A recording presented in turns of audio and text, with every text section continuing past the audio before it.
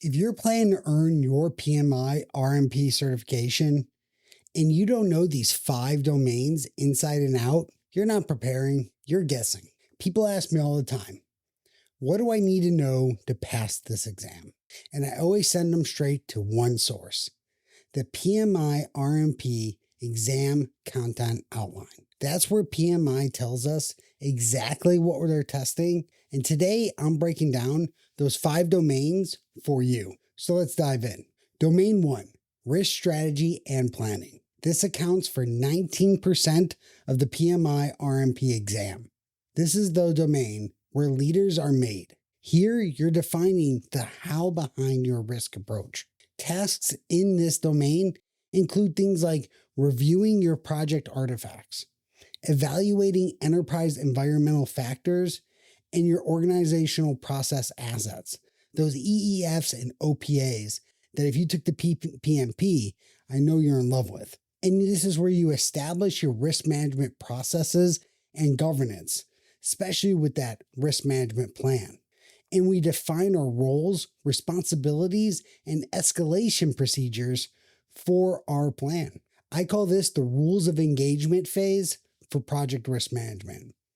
Because before you identify and analyze anything, you need a plan that fits your project's complexity, culture, and constraints. Next, we have domain 2, risk identification, which counts for 27% of the exam.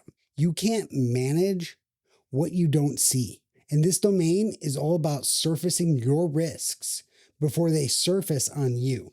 This is where you use a range of tools and techniques to help you engage team members and stakeholders throughout your risk management process. This is where you document your risk characteristics and keep your risk register updated and dynamic. Remember, good identification isn't just brainstorming. It's evidence-based detective work. Next, we have domain 3, risk analysis. This counts for 21% of your exam. This is where risks become real. This is where you're going to use that qualitative and quantitative methods to answer which risks matter most, what's the potential impact, and where should we act first.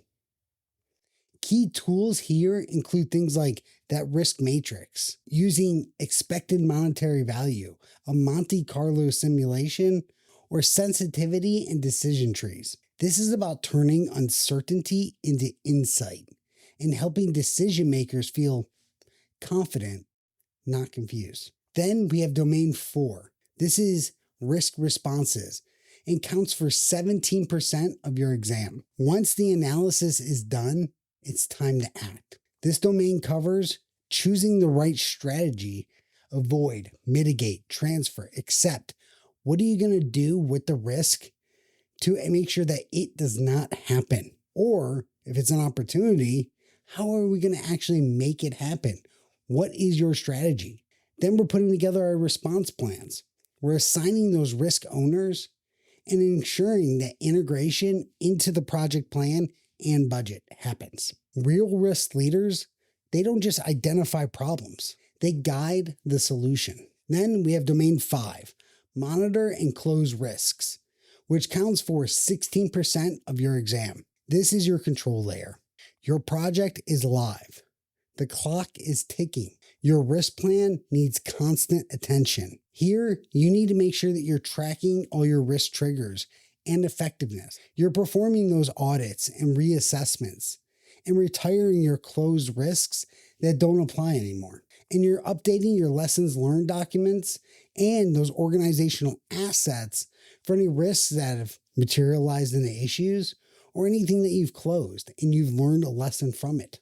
The goal here is to make sure that you keep your risks visible, responses active, and your lessons shared. Because if you don't do that, then what are we doing all this for? And then your bonus resources that I want to give you here right now. Let's talk about some tools. To prep smart, you'll want to study from things that most people already know about. That PMI RMP exam content outline, something we've slightly gone over today.